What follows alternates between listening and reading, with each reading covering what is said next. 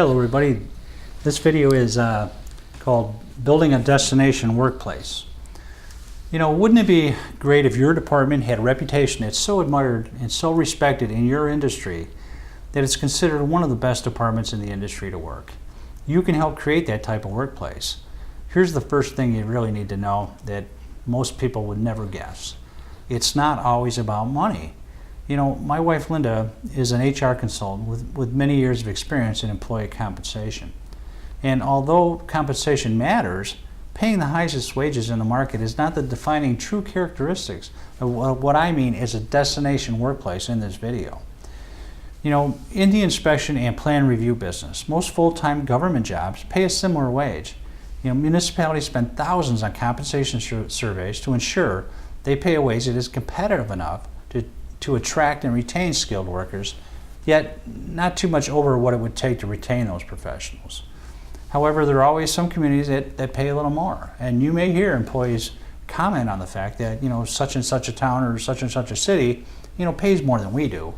You know, in fact, it's not uncommon to see an employee leave a great place to work because some company has offered them a better job, which they usually perceived as a raise, only to see them return later because they were unhappy there. You know, the grass is always greener on the other side, as they say. You know, and why does this happen? Because even though compensation is very important, it's not the most important thing at work.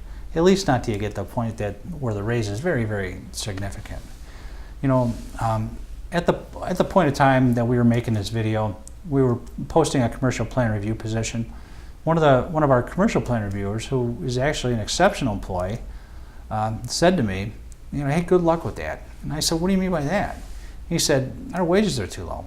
We probably won't be able to attract a viable candidate.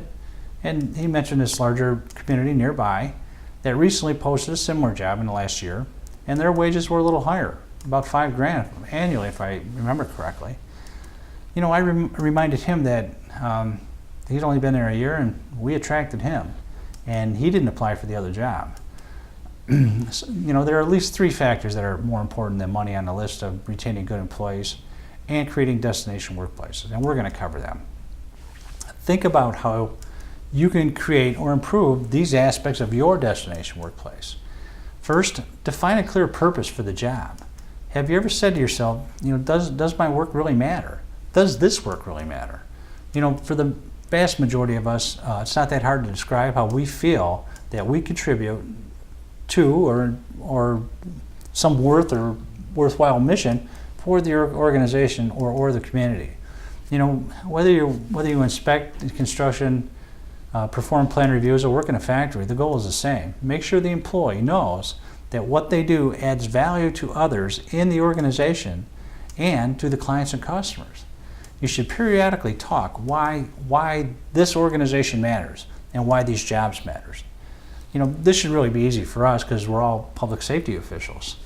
You know, if you help people to feel real purpose, you'll confirm to the employee the value of his job, and this helps to solidify long-term loyalty and commitment from them. You know, next, realize that people in great workplaces don't simply produce work. Yeah, sure, they work, they have to, but they also have fun. They laugh, they joke. You know, it builds camaraderie and teamwork. And believe it or not, work and fun can and do coexist in some workplaces. I know it does in mine. However, this is only possible when the average relationship at work is very positive, and we cover that topic in another video. When your culture is defined by positivity far more than negativity, it's amazing how productive people can be and how easy they find it to laugh. People who share fun with their colleagues care more about those relationships at work. Therefore, they want to protect this atmosphere and each other, and they know that the success of the department, protecting the department, will also depend on performance. Therefore, they care more about getting the work done. And last but not least, and probably the most important aspect of a destination workplace, is that destination workplaces offer choices and flexibility. You know, now, I know because much of what we do is governed by public acts and codes, and in some cases there are statutory requirements that dictate how we have to do things, and these can limit some employee choices.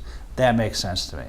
But there are many other ways to help provide a better environment for employees with limits, of course. Think about other benefits that may be more malleable to offer, such as what they wear when they work, adjust the hours a little bit, and where they work. Perhaps a casual dress Friday or team jerseys on big days, big game days. Think about what can be done to let them govern themselves a little bit within limits. Here's an example we use in our department. We allow one of our admin staff people to come in an hour early each day to process the inspection. The general rule where we work is to try to limit overtime, if we can, to save resources. And, yeah, this makes sense, I get that. So rather than overtime, on Friday, the early person who came in early all week only works till lunchtime. And then we rotate these duties each week among the clerical staff. And, really to tell you the truth, it serves a twofold purpose. Administrative person gets a 3.5-day weekend, which is great. And we are more efficient because it's much easier and much more efficient to process our inspections before the doors open.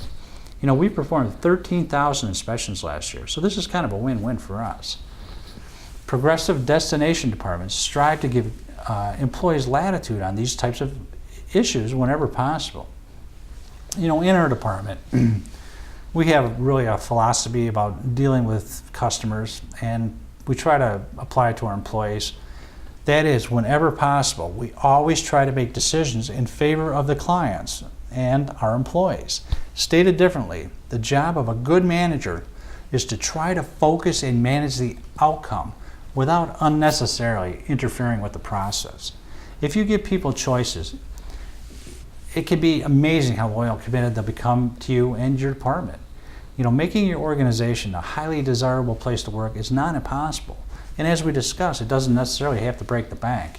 Even if some of the options that you are considering cost money, you may find that the production increase far offset the cost. Okay, to reiterate what we said, spend time clarifying why the work matters. Find ways to have a little fun and create pockets of fun where people can have real choices. Provide leeway whenever possible. And most importantly, try to remember to focus and manage the outcome without unnecessarily interfering with the process. When you do, don't be surprised if your retention rate goes up as you become a destination workplace where all others hope to work. Thank you.